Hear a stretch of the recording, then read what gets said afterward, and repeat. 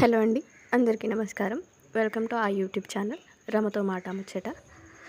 ఈరోజు నేను చేయబోతుంది ఉల్లిపాయ కారం, ఉల్లిపాయ పచ్చడి అంటారు. దాన్ని చేసుకునే విధానం ఇప్పుడు చూద్దాం.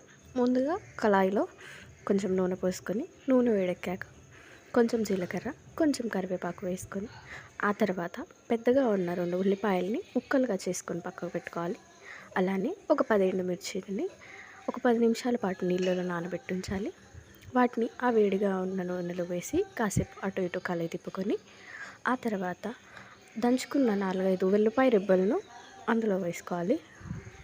అన్నిటినీ ఒకసారి తిప్పుతూ ఉండాలి. అలా తిప్పుతూ ఉంటే అవి మగ్గుతూ ఉంటాయి. అవి మగ్గాక తగినంత ఉప్పు వేసుకోవాలి. ఉప్పుని రుచిని బట్టి అడ్జస్ట్ చేసుకోవచ్చండి. మిక్సీలో వేసినప్పుడు కూడా వేసుకోవచ్చు ఉప్పు తక్కువ అయితే. అలా ఉప్పు వేసుకొని మరొకసారి తిప్పుతూ ఉండాలి. ఈ పచ్చడి అన్నంలోకి, టిఫిన్స్లోకి అన్నిటిలోకి బాగుంటుంది. అలాగే తొందరగా కూడా అయిపోతుంది. కొత్తగా చేసేవాళ్ళు కానీ, లేదా టైం లేనప్పుడు చేసేవాళ్ళు కానీ ఇది చాలా ఈజీగా అనిపిస్తుంది.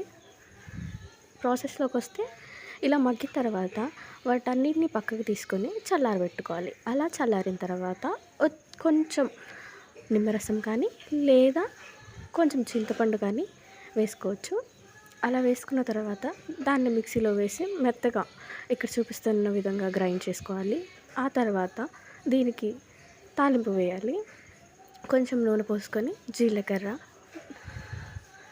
కొంచెం ఆవాలు, పచ్చెనగపప్పు, ఎండుమిర్చి, కరివేపాకు, 4-5 అల్లం వెల్లుల్లిపాయల పేస్ట్ కానీ, లేదా 4-5 వెల్లుల్లిపాయ రెబ్బల్ని దంచి వేసుకోవచ్చు.